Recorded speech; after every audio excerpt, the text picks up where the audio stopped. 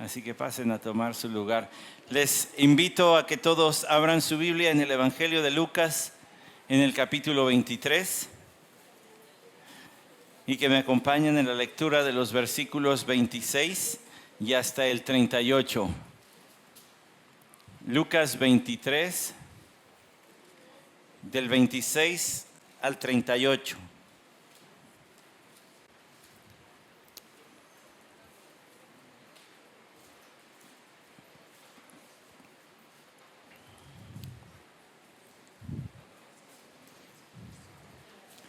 Cuando tenga la lectura de la palabra de Dios, por favor, póngase de pie por respeto a lo que va a ser leído. No está de más decirlo, no es por el que lee, sino por lo que va a ser leído, que es la palabra de Dios. En el Evangelio de Lucas, capítulo 23, versículos del 26 y hasta el 38. Dice así: Cuando le llevaban, tomaron a un cierto Simón de Cirene que venía del campo y le pusieron la cruz encima para que la llevara detrás de Jesús. Y le seguía una gran multitud del pueblo y de mujeres que lloraban y se lamentaban por él. Pero Jesús, volviéndose a ellas, dijo: Hijas de Jerusalén, no lloréis por mí, llorad más bien por vosotras mismas y por vuestros hijos. Porque aquí vienen días en que dirán: dichosas las estériles y los vientres que nunca concibieron y los senos que nunca criaron. Entonces comenzarán a decir a los montes: caed sobre nosotros, y a los collados: cubridnos. Porque si en el árbol verde hacen esto, ¿qué sucederá en el seco? Y llevaban también a otros dos que eran malhechores para ser muertos con él. Cuando llegaron al lugar llamado La Calavera, crucificaron allí a Jesús y a los malhechores, uno a la derecha y otro a la izquierda. Y Jesús decía: Padre, perdónalos, porque no saben lo que hacen. Y echaron suertes y repartiéndose entre sí sus vestidos. Y el pueblo estaba allí mirando, y aún los gobernantes se mofaban de él, diciendo: a otro salvó, que se salve a sí mismo, si este es el Cristo de Dios, su escogido. Los soldados también se burlaban de él, acercándose y ofreciéndole vinagre, y diciendo: si tú eres el rey de los judíos, sálvate a ti mismo. Había también una inscripción sobre él que decía: este es el rey de los judíos. Vamos a orar. Señor, te damos gracias por tu palabra. Cuando leemos esto, Señor, dan ganas de enmudecer, quedarse callado y solamente pensar en lo leído.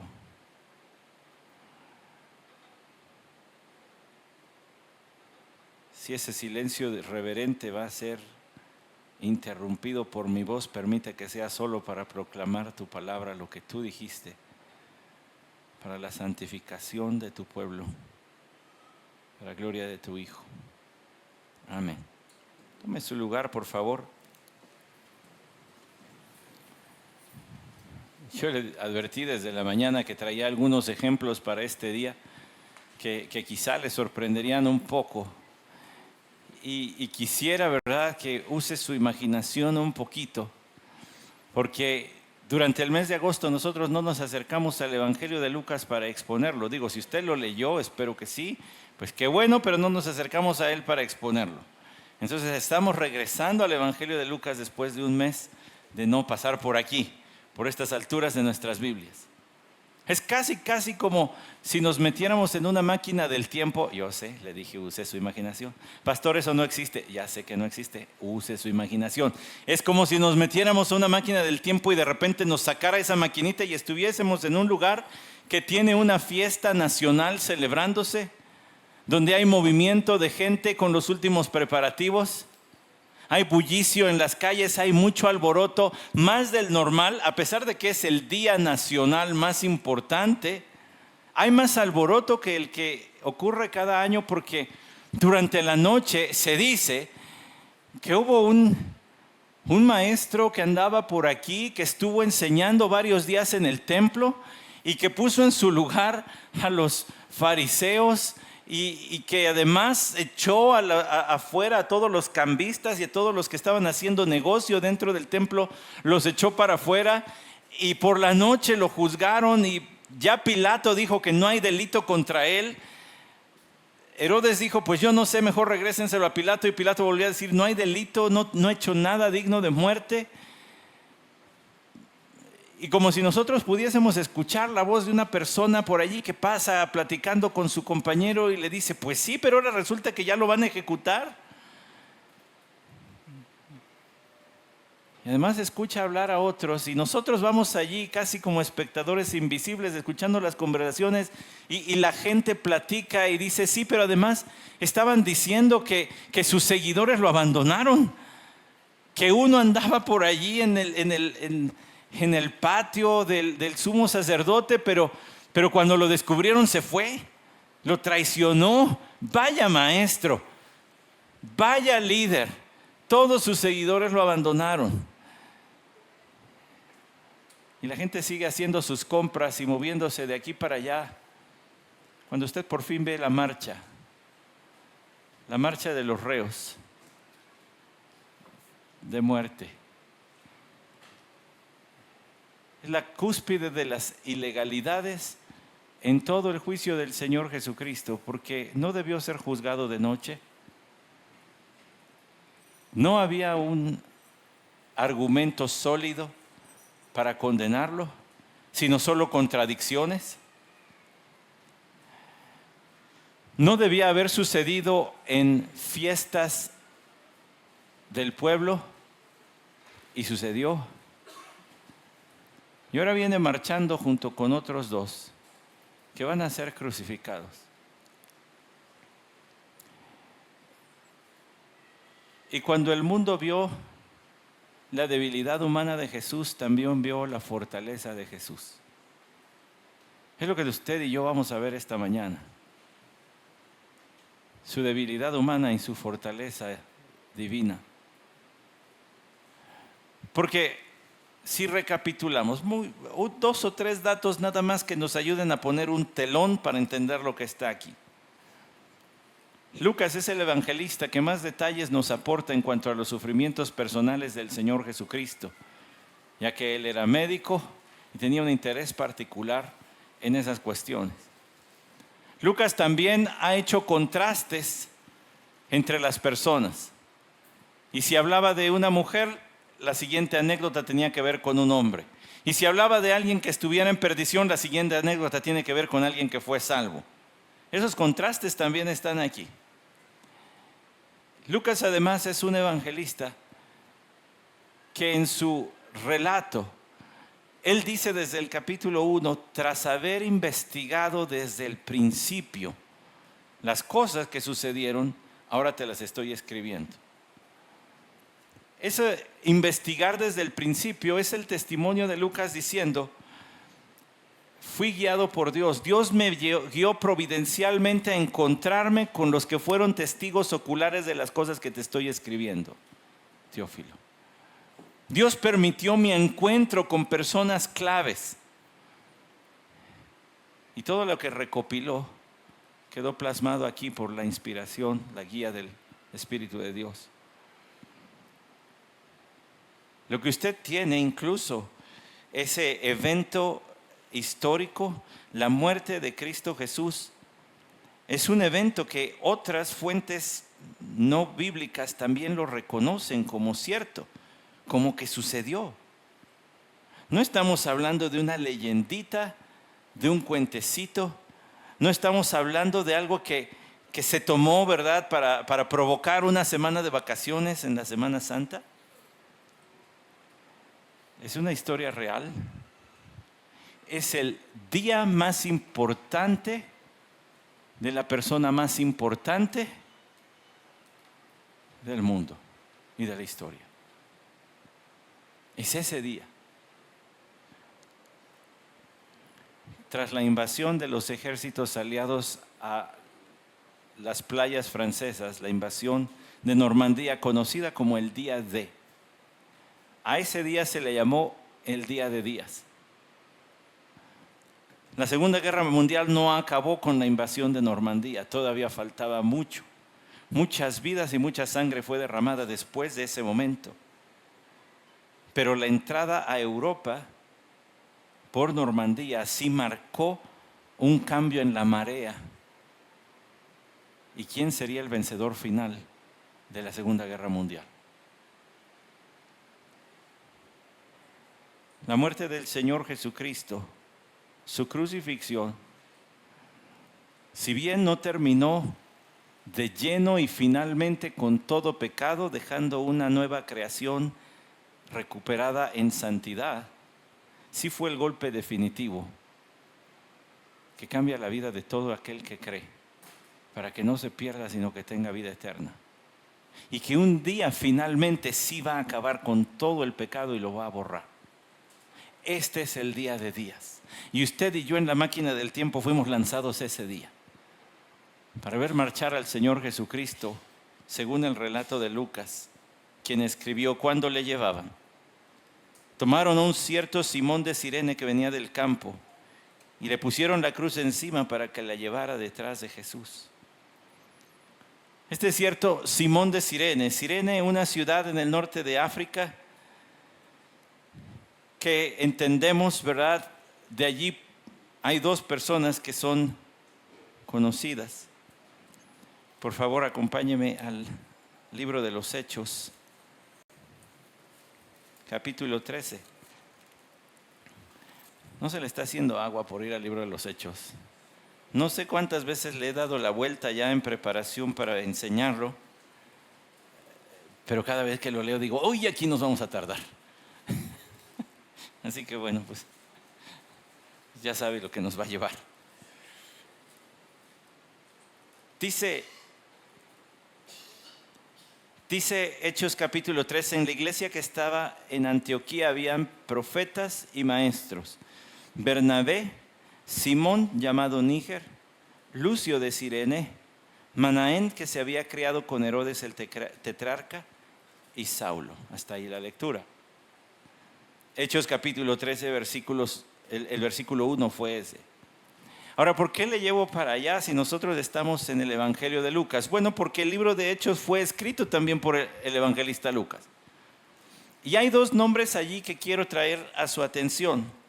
Dice allí, había un Simón llamado Níger. Níger es una palabra para hablar de alguien de tez, en ese momento para hablar de alguien morenito, para alguien de tez muy morena. Si esto tiene que ver, si hay relación, quiero que note lo siguiente. Es posible que la haya con Lucio de Cirene. ¿Por qué le llevo para allá y por qué le hago mención de estos dos nombres? Va a tener que seguirme con atención aquí. El comentarista Justo González, comentarista cubano, por cierto, Justo González, perdón. Él dice lo siguiente, dice acerca de estos dos. Entre los líderes de la iglesia de Antioquía, Simón era llamado Níger, que hace referencia al color de su piel, moreno. Y también se menciona a Lucio de Cirene. El nombre Lucio es una variante posible del nombre Lucas. Es posible que Lucio de Hechos 13 sea Lucas, el escritor del Evangelio y del libro de los Hechos. Final de la cita, al menos por ahorita. Si Lucio es Lucas, podría ser determinado por dos cosas. Por el parecido en el nombre, es una variante. Es como decir Santiago y decir Santi. A mí no me gusta, pero los santiagos nos dicen chagos. Bueno, así que no me lo vaya a decir, no es permiso. A no ser que se enoje, pues ya sabré así que está enojado. Pero si es una variante, bueno, entonces tiene sentido que esté junto a Simón, porque Simón es morenito. Va a decir, a ver, pastor, ponga las piezas. Sí, mire, Lucas era médico. Los médicos eran esclavos. Es posible que Lucas haya sido un esclavo y que haya sido un esclavo proveniente de África y que ponga su nombre junto a Simón porque este es otro proveniente de África, porque dice que es morenito. Ahora, si esto es así, entonces también abre la posibilidad que ese Simón, llamado Níger, líder de la iglesia de Antioquía, sea Simón de Cirene porque es africano. Dice, pastor, son muchas conjeturas. Bueno, sí son muchas conjeturas, pero quiero que tenga al menos una idea de lo que puede estar aquí inmiscuido en el texto. Porque mire, si no ha dicho esto Lucas, si Lucas dice en el Evangelio, y tomaron a un hombre y le pusieron la cruz y siguió al Señor, nos queda claro el punto al que le voy a llevar para iniciar. La debilidad de nuestro Señor Jesús como hombre. Si no menciona el nombre, no pasa nada. Nos queda claro que necesitó ayuda de alguien más para cargar la cruz, porque llegó el punto donde la desvelada, la golpiza, la tortura ya no le dio para cargar ese madero. Y el evangelista pudo haberse guardado el nombre y no decir quién era, pero le dio atención al nombre. Sí lo escribió. El que ayudó a cargar la cruz era un Simón de Cirene, un Simón africano.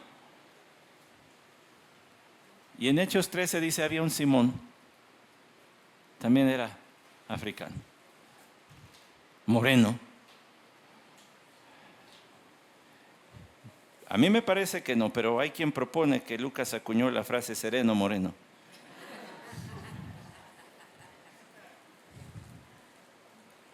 Creo que es más reciente.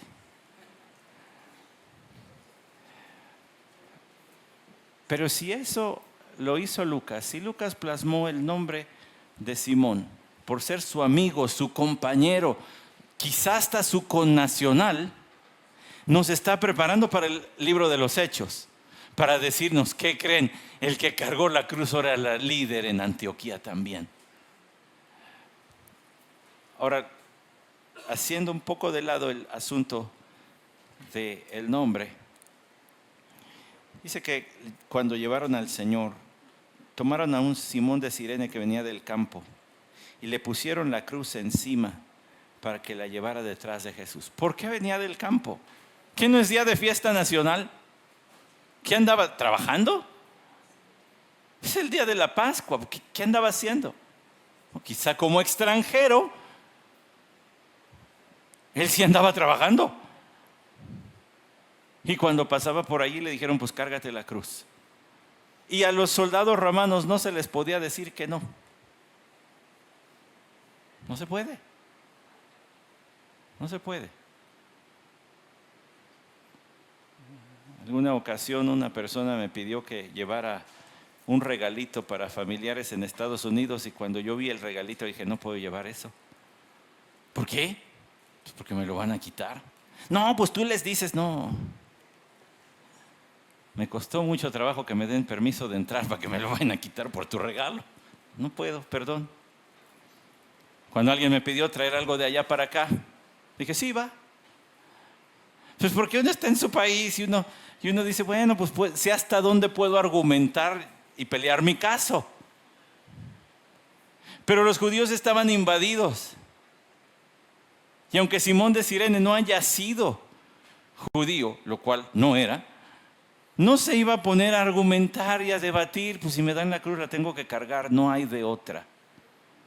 Y le echaron encima la cruz del Señor para que la llevara detrás de Jesús. Así que primero iba caminando el Señor y Simón iba detrás.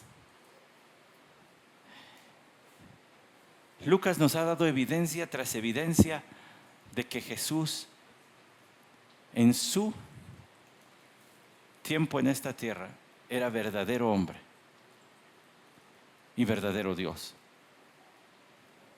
Yo les decía también, escuché al pastor Sproul decir, es mejor decir verdadero hombre y verdadero Dios, tiene precisión teológica mayor. Porque cuando hablamos 100% hombre, 100% Dios, eso crea un conflicto en la mente humana de cómo es 100% una cosa y 100% la otra. No puede ser. Pero si utilizamos el término verdadero hombre, verdadero Dios, entonces nos es más fácil digerir la verdad eterna y la verdad de la palabra de Dios de que nuestro Señor era un verdadero hombre. En su tiempo de vida terrenal antes de la cruz se limitó a a los mismos confines de nuestra existencia, a la necesidad de descanso, y dormía en medio de una tormenta. Estaba tan cansado que una tormentota no lo despertó.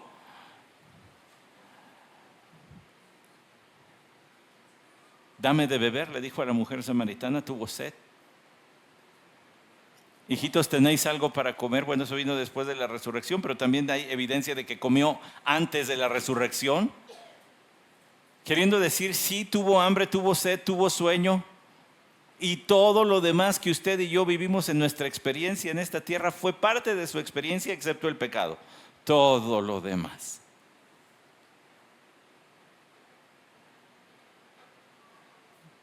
Quizá algún día se le metió el sudor en el ojo.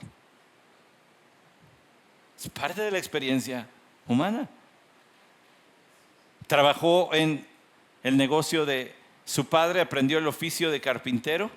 Lo más probable es que sí. Un machucón de niño, un golpe en el dedo con el martillo siendo niño, a lo mejor, un corte, se astilló. Verdadero hombre, verdadero Dios.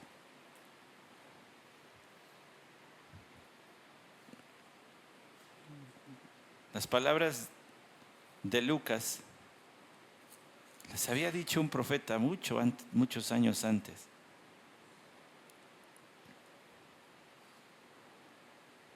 Fue despreciado y desechado de los hombres, varón de dolores y experimentado en aflicción. Y como uno de quien los hombres esconden el rostro, fue despreciado y no le estimamos, dice Isaías 53:3. Usted está viendo la debilidad del Señor Jesús, porque está viendo a un verdadero hombre. Mire, este mundo nos orilla en muchos sentidos, no nos forza, todavía tenemos libertad al menos, pero hay una corriente que nos quiere llevar por cierto camino, ¿verdad? No bien había llegado mediados del mes de agosto y ya había arbolitos de Navidad en algunas tiendas. Y uno dice, aguanten bien el regreso a clases, no esperen, primero pagamos uniformes y luego hablamos de esferitas. Se brincaron el 15 de septiembre, antes siquiera respetaban el 15 de septiembre, ¿no? A las guirnaldas verde, blanco y rojo le cambiaban el águila por una esfera y ya estaba, son los mismos colores de la Navidad, ¿no? Pero antes había cierta época, ahora ya vámonos, ya está. Y yo espero que a usted le quede claro que si como iglesia festejamos la Navidad, no es porque nos vayamos con esa corriente mercantil, no es Santa Claus a quien festejamos. Festejamos el evento histórico de Dios hecho hombre, la encarnación de nuestro Señor Jesucristo. Él es lo que festejamos. Y agárrese, porque ya para el otro año vamos a festejar si Dios nos da vida y salud. Igualmente la Semana Santa, pero con todo lo que da. Sin embargo, le hablo de esto porque es necesario que nos quede a los creyentes bien claro. ¿Sabe cuánto debate a través de los siglos ha habido sobre la persona del Señor Jesucristo? El ataque a la persona del Señor Jesucristo ha sido una de las claves de Satanás para desviar a muchos de la fe en cuestiones como esta. No pudo haber sido hombre. Pues aquí dice que era hombre, se cansó. Necesitó que alguien le relevara y tomara su cruz. En el día en el más importante día, Jesús necesitó ayuda porque era verdadero hombre. Es este misterio que a los hombres siempre nos va a quedar grande. Siempre vamos a comprender hasta cierto límite que el Hijo de Dios, coeterno con el Padre, compartiendo permítame decirlo en términos coloquiales, compartiendo en calidad y en cantidad todos los atributos de Dios Padre y del Espíritu Santo, Él vino y se hizo hombre. Y se hizo hombre porque no era posible la salvación a menos de que un hombre muriera por los pecadores. El justo por los injustos para llevarlos a Dios. Tenía que ser hombre para pagar por los pecados de los hombres. Tenía que ser Dios para calmar la ira del mismo Dios. Pero no lo vea solamente en su debilidad, véalo en su fortaleza. Porque el versículo 27 dice, y le seguía una gran multitud del pueblo y de mujeres que lloraban y se lamentaban por él. Era día de algarabía, había mucha gente en las calles. Es como cuando juega la selección mexicana, ¿no? Antes de que empiece el partido hay un movedero. Mi mamá vive en una calle que hay un montón de taquerías, como es evidente. Pero además en la esquina de su casa hay una tienda. Gracias al Señor no había que caminar mucho, ¿verdad? Pero siempre que había un partido de la selección, se veían las taquerías llenas de quienes van al lugar allí a disfrutar, ¿verdad? Con sus taquitos viendo el partido, y quienes iban para llevárselo a su casa. Entonces había mucha gente, muchos autos y todo. Y además en la tienda, que las papitas, los sabritones y todo lo demás. Imagínense esa escena de mucho bullicio, pero ahora hay una procesión de una gran multitud además. Pero no son gente que vaya lamentando sus propios pecados diciendo, aquí va mi Salvador. Es un montón de curiosos, es un montón de gente enardecida que unos momentos antes estaban diciendo, crucifícale, crucifícale, crucifícale. Que ahora van a ir allí a mofarse, como dice más adelante, a burlarse. Y queda claro en el grupo de mujeres que están aquí mencionadas. Uno podría decir, son las mujeres que luego el Señor... No son esas y se lo voy a demostrar. Estas mujeres, dice en el versículo 27, lloraban y se lamentaban por él. Pero Jesús, volviéndose a ellas, dijo, hijas de Jerusalén, no lloréis por mí, llorad más bien por vosotras mismas y por vuestros hijos. Si estas fueran mujeres de entre los discípulos, de entre los seguidores, el Señor hubiera tenido unas palabras diferentes de aliento, de consuelo. Pero ya le entendió a lo que está diciendo el Señor. ¿Ustedes creen que yo estoy pasándola mal? Ustedes les va a ir peor. Hasta suelta su Biblia, ¿verdad? Mamá, pues ¿qué pasa aquí? La fortaleza de Cristo. Porque ahora está hablando como el Hijo de Dios. Está hablando como Dios y está hablando profecía. ¡Qué gran Salvador tenemos! ¡Qué fuerte es! Que en su momento de debilidad física todavía saca palabras para decirles a estas mujeres que lo más probable es que hayan sido lloronas profesionales. La Biblia MacArthur tiene una palabra interesante para ellas: plañideras. Y uno diría, ¿qué es eso? Pues lloronas profesionales, así para que nos entendamos. Mujeres que se hacían presentes en un funeral y empezaban a llorar y a sollozar y a gritar para que se viera más, y luego ya llegaba el dueño de la casa y pues les agradecía y les pagaba, ¿verdad? Porque pues lo que no pudimos sacar nosotros, ustedes sí, ¿verdad? Hay un actor hollywoodense que él juega, hace mofa de sí mismo y dice, yo no soy buen actor, lo que pasa es que puedo llorar cuando quiero. Y en la entrevista empieza a llorar. Dice, ¿ves? Puedo llorar cuando quiero. Pues estas eran así, lloraban cuando querían. Y entonces este asunto, este negocio, se hace presente aquí. Probablemente, aquí otra vez voy al terreno de las conjeturas. Pero ¿quién las llamó? El Sanedrín. A ver, les vamos a pagar. Lo veo difícil. Odiaban al Señor. ¿Qué hubieran querido pagar algo para Él? Los discípulos, no. Probablemente estas mujeres simplemente vieron pasar la procesión de reos de muerte y dijeron, pues vamos a chillar y a ver quién nos paga. ¿Quién quita y sale por ahí alguien que diga, ándenles pues, gracias por sus servicios? Y no intente eso como emprendimiento. Yo sugiero que no. Pero pues allá usted. Entonces, el Señor les dice hijas de Jerusalén. Un término simplemente para hablar de aquellos que moran en Jerusalén. No lloren por mí, lloren por ustedes y por sus hijos. Y les va a dar dos razones. Les va a dar dos razones. Porque aquí vienen días en que dirán, dichosas las estériles y los vientres que nunca concibieron y los senos que nunca criaron. Para el pueblo judío, hablar de una persona, una mujer que no había tenido hijos, o para fines de un matrimonio que no había tenido hijos, era hablar de una persona que estaba en desventaja y que Dios no había favorecido con descendencia. Y que probablemente había cometido algún pecado por el cual Dios le estaba castigando. Y el Señor dice, va a llegar en el día en que desearían haber estado en esa condición.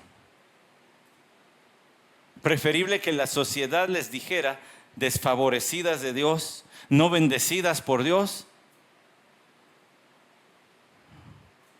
haber tenido hijos.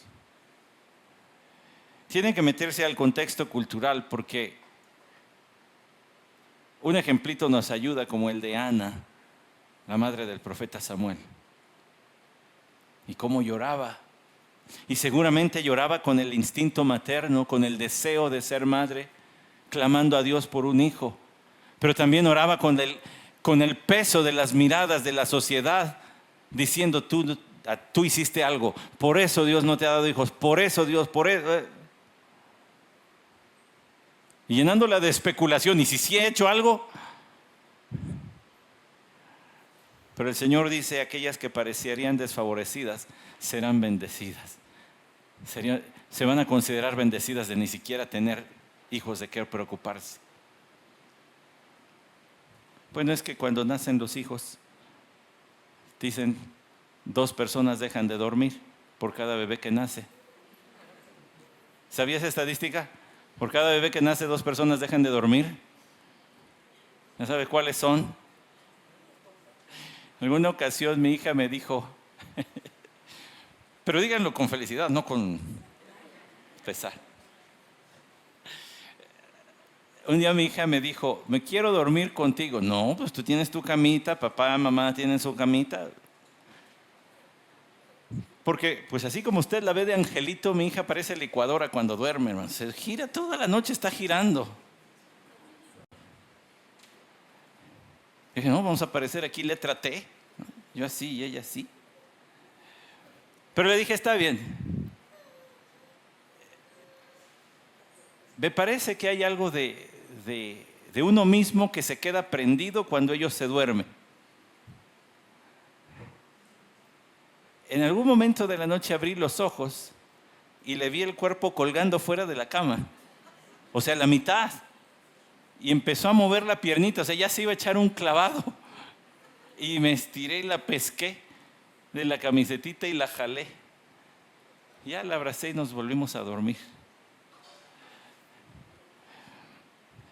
Pero si en esas cosas uno piensa, no me imagino el primer día que la mande por las Pepsis, ¿no?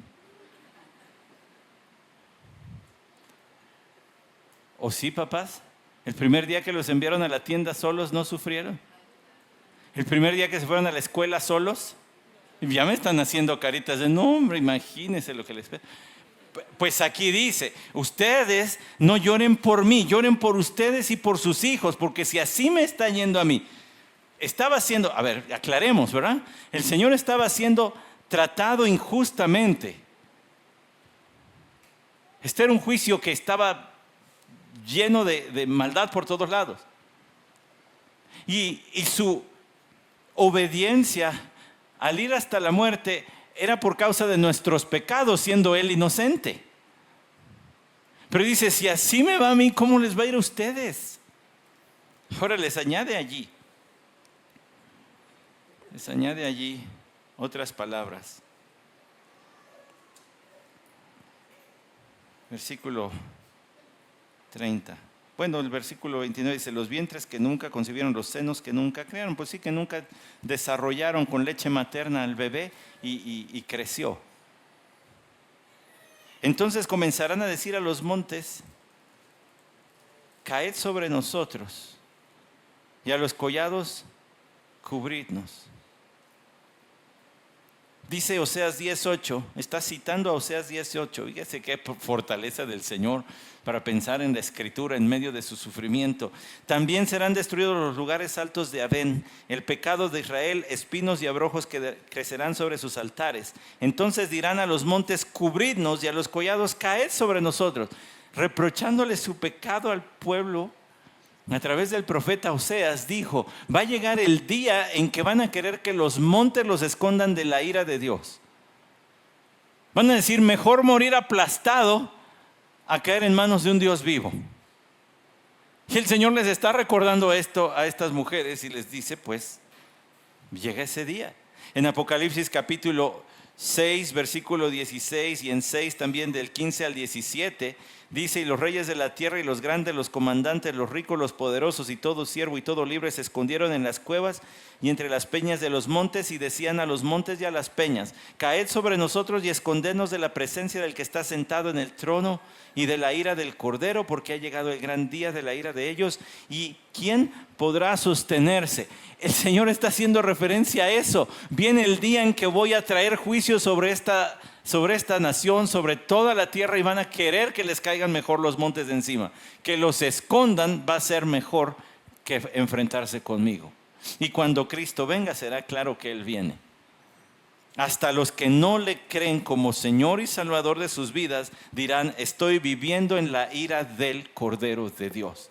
Esto que está ocurriendo en la tierra no son fenómenos naturales, no es el calentamiento global, no es el fenómeno del niño, no es el fenómeno de la niña. Esto ya está fuera de control. Este es un acto divino y es un acto de juicio sobre todos nosotros.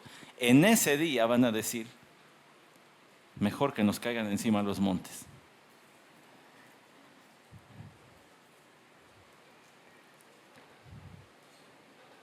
Y luego insertó lo que parece haber sido un dicho de la época. Un dicho de la época dice, porque si en el árbol verde hacen esto, ¿qué sucederá en el seco? El comentarista Darrell Bock ofrece mucha luz. Déjame decirle que este es un dicho que algunos comentaristas dicen, les doy una respuesta, pero no se la crean completamente, porque es un dicho difícil de traducir. Sin embargo, Darrell Bock se atreve a ir un poco más y dice, si los romanos han tratado a una persona inocente así, ¿qué más hará Dios con personas que va a hallar culpables? Si al árbol verde que está vivo, que está frondoso, lo están tratando así, ¿qué no harán cuando encuentren una rama seca tirada en el piso?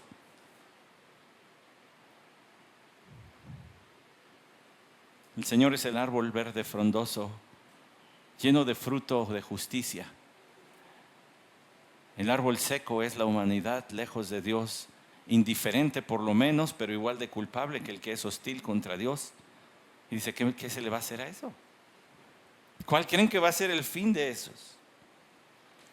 Así que el Señor no se fue con las lagrimitas y con los gritos y con los sollozos, como diciendo, ay, pobrecitas, ay, pero tranquilas, nos vemos el domingo.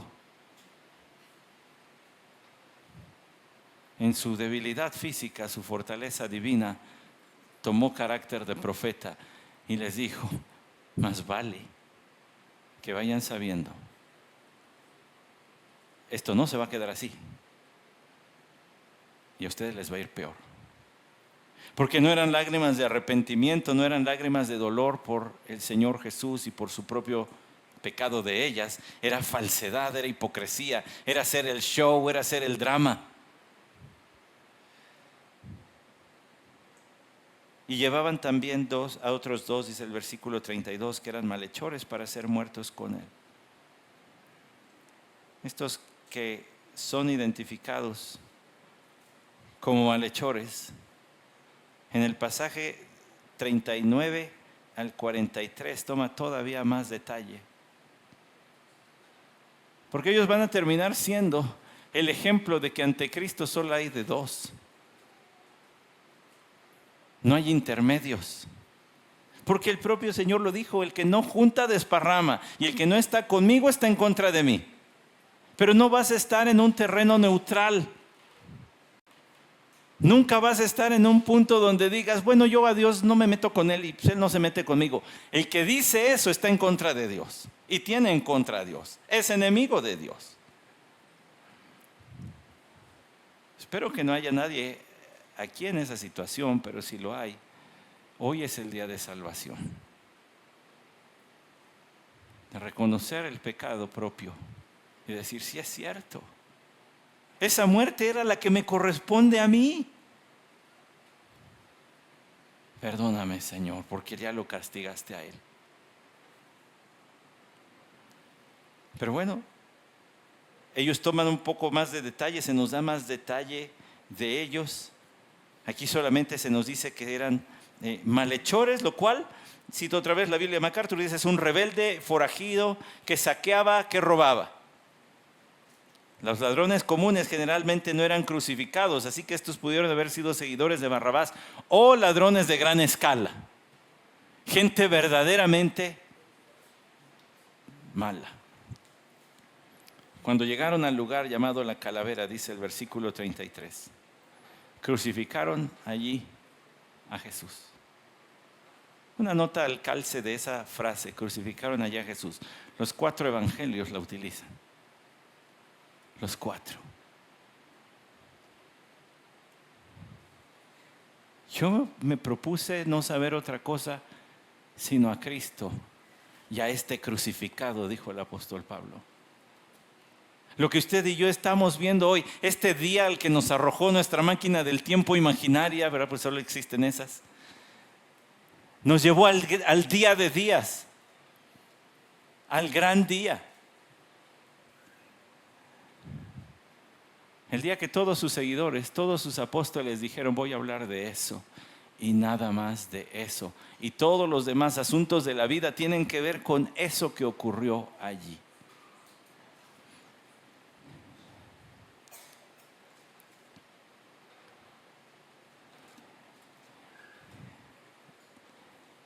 Ese lugar llamado de La Calavera.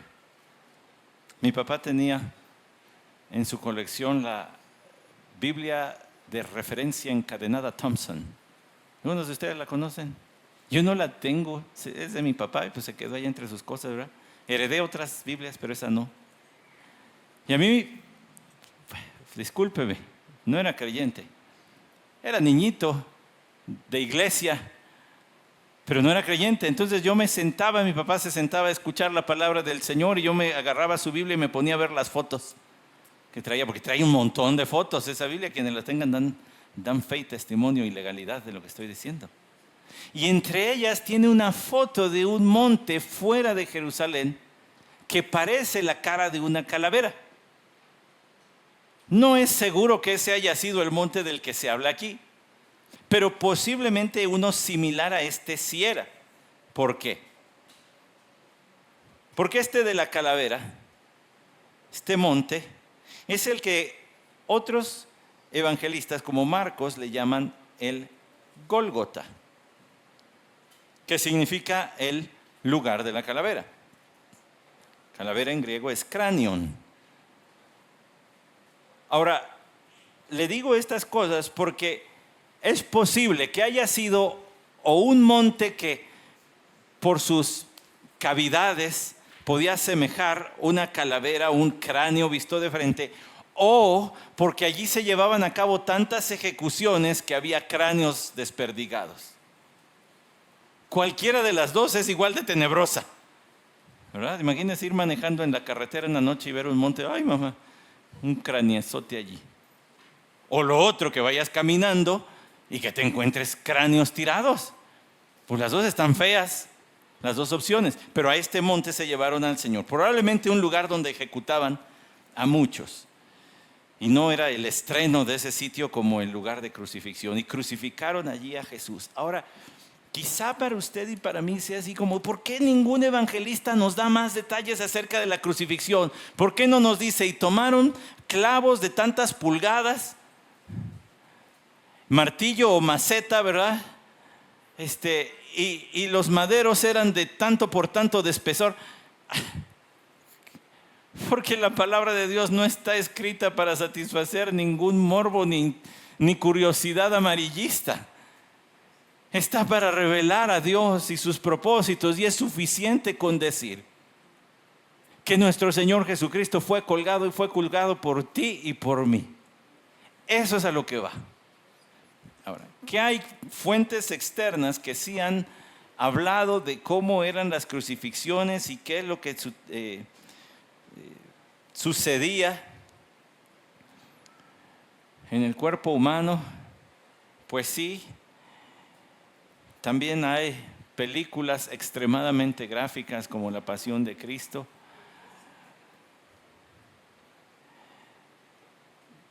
Las personas generalmente que eran crucificadas no morían de desangramiento, sino más bien morían de asfixia, puesto que la posición del cuerpo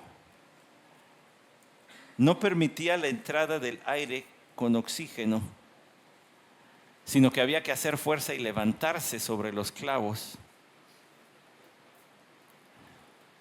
de las muñecas y de las piernas. Por eso es que cuando se les rompían las piernas a los crucificados, se aceleraba su muerte, porque ahora pues menos iban a poder levantar nada más de sus muñecas. Se impulsaban también con las piernas. Pero los evangelistas guardan silencio, y a mí me parece que es un silencio reverente, porque lo importante no es los detalles, sino el acto. Con esto tampoco quiero censurar y decir que esté mal. Hay comentarios muy buenos que describen con lujo de detalle esto. Usted, si quiere, puede leerlos. A mí me parece que los autores bíblicos querían apuntar al hecho y no a los detalles. Por esa razón, porque lo importante es el hecho. Crucificaron allí a Jesús y a los malhechores, uno a la derecha y otro a la izquierda. Y aquí empieza también otro nivel de burla, porque hay simbología entre los romanos. Todo lo que ellos hacían tenía un propósito, y haber puesto a Jesús en medio no es porque dijeran este es mejor o menos malo, sino es porque este se tiene que contar entre este tipo de calaña. Este es igual que los que están a su lado, es uno más entre el montón. Por eso es que lo ponen en medio. No romanticemos el hecho de que estaba en medio diciendo es que es el Señor y ellos. No, lo que querían era humillarlo, y acto seguido hacen esto. Y Jesús decía, Padre, perdónalos porque no saben lo que hacen. Y echaron suertes, repartiéndose entre sí sus vestidos, como si fuese un vencido, un conquistado, un pueblo al que acaban de invadir. Ahora tus posesiones me pertenecen a mí. Y por medio del juego se reparten las posesiones del Señor. Otros evangelistas, usted lo sabe, dicen, sí, lo que pasa es que era de una sola pieza. Entonces dijeron, no cortemos para que no pierda su valor, mejor que uno se la quede. Y por eso es que echaron suertes. Ahorita regreso a la frase, Padre, perdónalos. Déjeme mostrarle la burla. Y el pueblo estaba allí mirando, y aún los gobernantes se mofaban de él, diciendo, a otros salvó, que se salve a sí mismo si este es el Cristo de Dios, su escogido. Ándale, ¿te dices hijo de Dios? Pues que te rescate. ¿Te dices el Mesías, el escogido, el ungido de Dios? Pues ándale, salte de esta. ¿Sacaste a otros de problemas? Pues salte tú de problemas. Estaban viendo lo que nosotros predicamos hoy. Estaba aconteciendo frente a sus ojos lo que usted y yo le decimos a quien no cree en el Señor Jesucristo, que Él murió por nuestros pecados. Ellos lo estaban viendo con sus ojos. Lo estaban atestiguando. Todo este drama estaba frente a sus propias narices.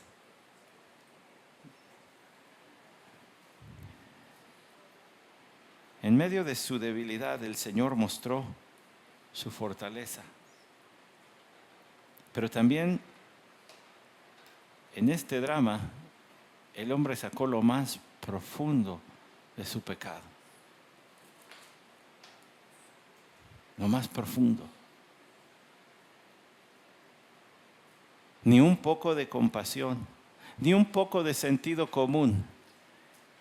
La lógica no les ayudó para sacar conclusiones. Habla como Dios, hace las cosas de Dios, debe ser Dios.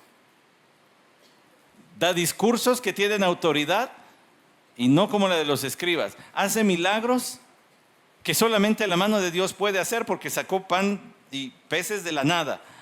Debe ser Dios.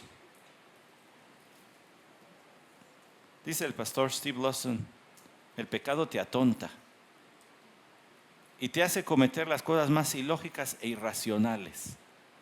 Aquí está una muestra de eso. Aquí está. Usted sabe bien que al repartirse sus vestidos y al burlarse del Señor, estaban cumpliendo las profecías. Salmo 22, 18 se estaba llevando a cabo frente a sus ojos. Repartieron entre sí mis vestidos. El Salmo 22, 6, pero yo soy gusano y no hombre, oprobio de los hombres y despreciado del pueblo. Se estaba cumpliendo allí. Estaban siendo parte del cumplimiento de las profecías, pero del lado equivocado de la historia. Los apóstoles luego serían el cumplimiento de las profecías del lado correcto de la historia. Y te bendeciré y serás bendición a todas las naciones. Pero este no. Se necesita un corazón bien podrido para tener enfrente, gota a gota, tu salvación siendo ganada en la sangre de Cristo y no creer en Él. ¿Cómo quisiera yo tener los dotes histriónicos de George Whitefield? Aquel predicador evangelista.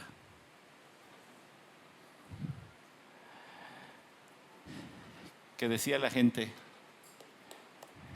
cuando habla del infierno se puede sentir el fuego. ¿Cómo quisiera yo poderle explicar la crucifixión del Señor Jesucristo de modo que casi puedas ver las gotas de tu salvación cayendo a la tierra y diciendo esta tierra no es digna de esa sangre? Yo no soy digno de esa muerte en mi lugar.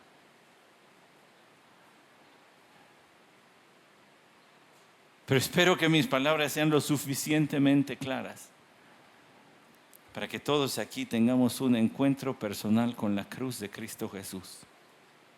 No, pastor, eso lo tuve hace años, no importa. Allí vivimos, allí recurrimos todos los días.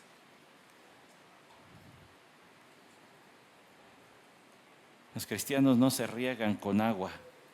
La semilla del Evangelio no se riega con agua, se riega con esta sangre.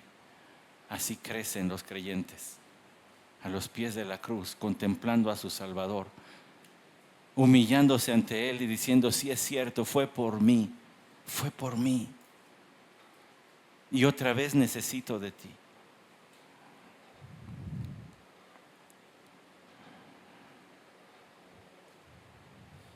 Los soldados también se burlaban de Él, acercándose y ofreciéndole vinagre y diciendo, si tú eres el rey de los judíos, sálvate a ti mismo. Hacen eco. Este que otro salvó, que se salve a sí mismo.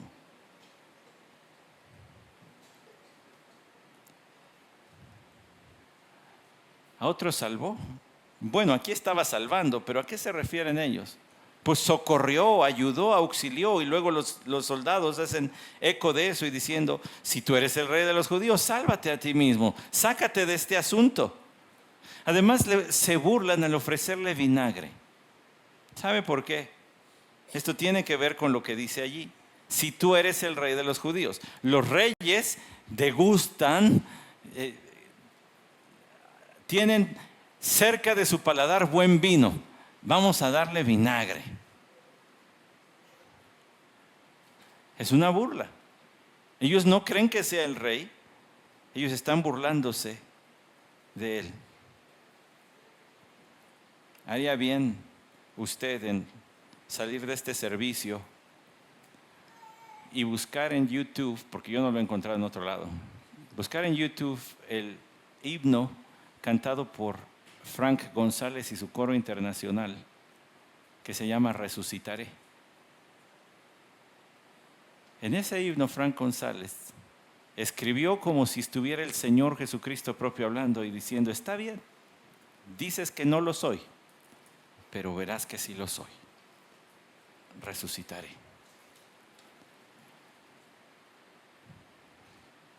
Usted y yo podemos llegar ante este texto, llegar ante estas palabras, es más, llegar ante mi cara y burlarse de lo que estoy diciendo, pero un día lo vas a tener que hacer frente a Él, si no crees en Él. Por eso mejor hoy es el día de salvación. Por eso mejor cree hoy. Antes de que llegues a Él desprovisto, ¿de qué le vas a enseñar? Si Él lo que demanda es una vida perfecta. Y como nadie la tenemos, vino a morir en nuestro lugar.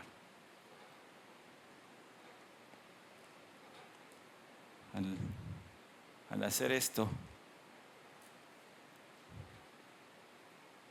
los soldados, otros evangelios dicen que le ofrecieron otras cosas como mirra,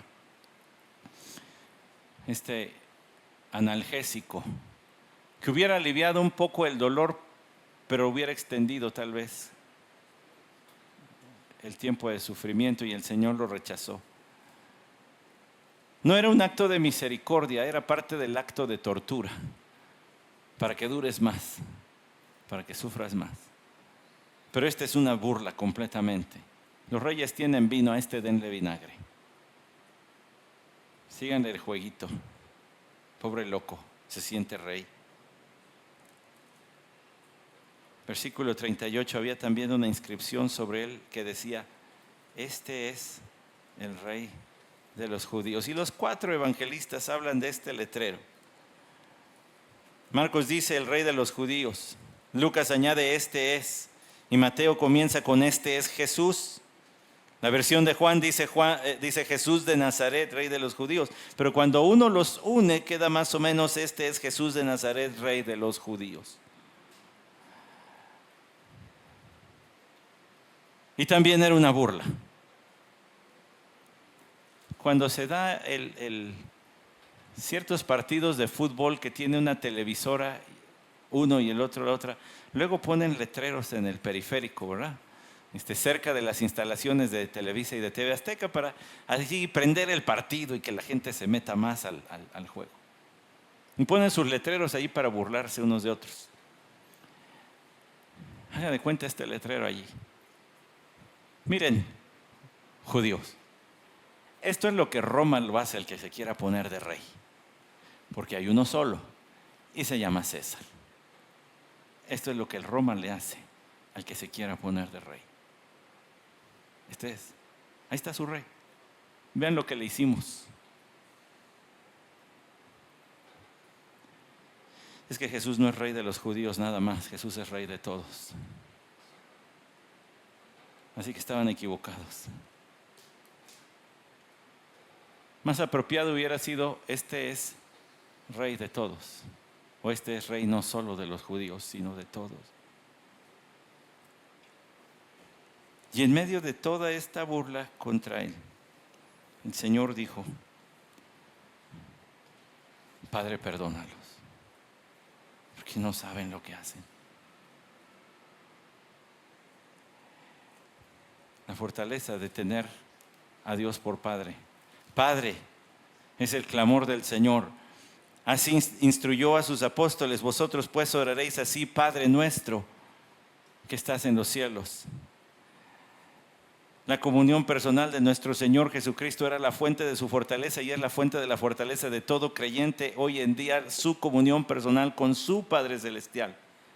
El creyente que no pasa tiempo en comunión con Dios será sin duda un creyente débil, que se deja ir por la pantomima. Hace lo que parece que tiene que hacer, pero no está lleno del poder del Espíritu de Dios para vivir la vida cristiana al nivel y de la forma en que Dios la quiere que la viva. Nuestro Señor clamó y dijo, Padre, y luego dijo, perdónalos, porque no saben lo que hacen. Si usted analiza la Biblia de lado a lado, va a encontrar que la ignorancia nunca es excusa para el pecado. La ignorancia nunca es excusa. El no saber un mandato de Dios no quiere decir que estés libre de que sea contado como pecado para ti. Las palabras del Señor Jesucristo no lograron la justificación y salvación definitiva de estas personas porque no la estaba pidiendo, porque eso es solamente aplicado para el que cree en Él. Es decir, el perdón de pecados definitivo y que tiene como fin la vida eterna al lado de Dios es por la fe en esto que hizo Jesús. Pero al decir el Señor, Padre, perdónalos, porque no saben lo que hacen, la Biblia no dice que aquí fueron salvos todos los que estaban allí. Lo único que ocurrió es que el Señor estaba diciendo, posponles el castigo. No dimensionan lo que están haciendo aquí. Hace muchos años un primo que es químico explicaba este texto. Y decía él, los físicos y químicos que se unieron para desarrollar la bomba atómica en Estados Unidos en los años 40, cuando hicieron pruebas del poder del átomo, nunca imaginaron, no lograban visualizar lo que tenían, la energía que tenían en sus manos hasta que vieron el estallido que provocaron. Y fue tan grande que hay registros históricos de poblaciones que fueron alcanzadas que ellos decían no va a llegar hasta allá, y sí llegó. Estas personas no dimensionaban lo que estaba ocurriendo frente a sus ojos, y el Señor dice, nada más ten paciencia con ellos. Sus pecados no fueron perdonados, solamente vivieron un día más para contarla y tener la oportunidad de arrepentirse. Perdónalos, dales un poco más. La fortaleza divina del Señor, dando un poquito más de tiempo, comprando un poco más de tiempo, incluso para sus verdugos. Tal como tampoco fueron perdonados aquellos por quienes oró Esteban en Hechos capítulo 7, diciendo, Señor Jesús, no les tomes en cuenta este pecado. ¿Hizo Esteban lo que tenía que hacer, lo que era propio? Sí. Estaba imitando a su Salvador, a su Señor. Pero eso no compró la salvación de nadie, porque eso es por la fe. Solamente estaba diciendo, tenles paciencia, Señor. El Señor Jesús aquí estaba diciendo, tenles paciencia. Dales un poco más de tiempo. No dimensionan lo que están haciendo. Debilidad y fortaleza del Señor. Pero acérquese al estudio del martes a las 8:30, porque aunque sus manos estaban clavadas en la cruz, aún así se extendió para sacar a uno. Y va a ver qué historia. En verdad te digo que hoy te vas a morir, pero vas a estar en el paraíso. Vamos a orar. Señor, tu mano no se ha cortado para salvar. Si lo quieres hacer hoy, hazlo. Aquí en este mismo lugar, que ocurre el milagro de milagros, la salvación de 1, 2, más almas que confiesen, sí, yo soy pecador. Él murió por mí, por mi culpa, pero ya pagó. Amén. Quiero decir un anuncio muy breve, bueno, dos. quédese el ratito en unos momentos, le platico lo que le tengo que platicar de esta última salida. Pero también quiero pedirle que oremos por nuestra hermana Anita Calderón, porque ella va a estar en tratamiento los siguientes meses y es muy probable que se ausente los domingos. Se ausentará los domingos, hermana, pero no deja de estar presente, hermana Anita, no dejará de estar presente con nosotros. Vamos a estar al pendiente, pero también presente en nuestras oraciones. Así que queremos decirle, váyase fortalecida, sabiendo que este grupo de hermanos que la aman, vamos a orar por usted comprometidamente, ¿verdad? Mi hermana Anita y yo tenemos un trato que no sé si ustedes saben, pero desde que llegó le dije, pues entonces usted y yo vamos a hacer un trato y cada que nos veamos nos vamos a dar un abracito, ¿verdad?